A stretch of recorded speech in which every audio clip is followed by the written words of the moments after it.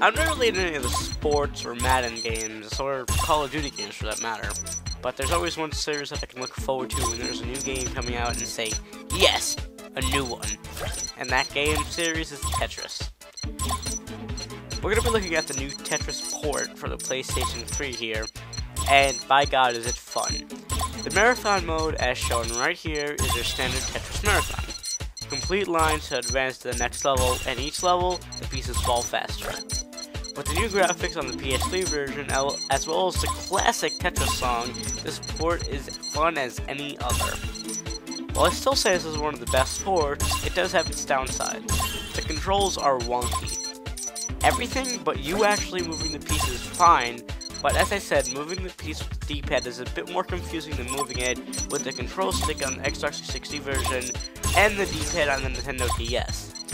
It moves much faster than you expect, so most of the time you'll mess up by one column and screw up your game. You'll find yourself tapping left or right more than holding it to move the pieces, mainly because it's moving slower. And moving it in general is just pretty annoying. Other than that, the controls are fine along with the rest of the marathon mode.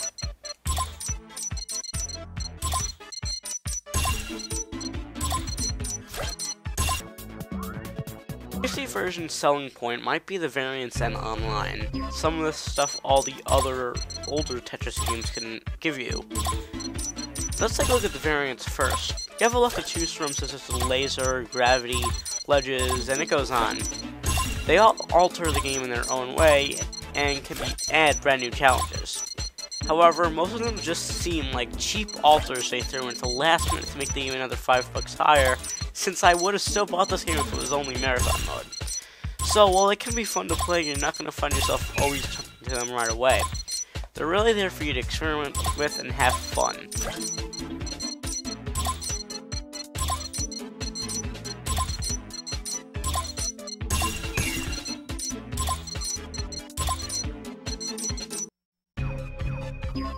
The online in this game is what really keeps bringing me back to this game.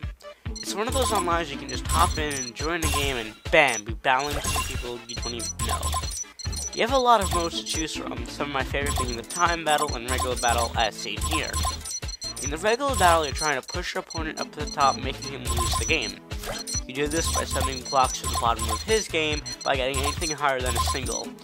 While this is extremely fun to play, it can get a little tedious when you're in the middle of the game and you get a phone call or you can't do anything to pause it. However, it is still Tetris and I love it anyway. So, in conclusion, I think this is one of the best Tetris games, and really hope to see if they can improve this game any more than it already is. So, if you're a Tetris fan, and you're deciding to get this game, get it. It's well worth those $10. That concludes my review. Please remember to comment, rate, and subscribe.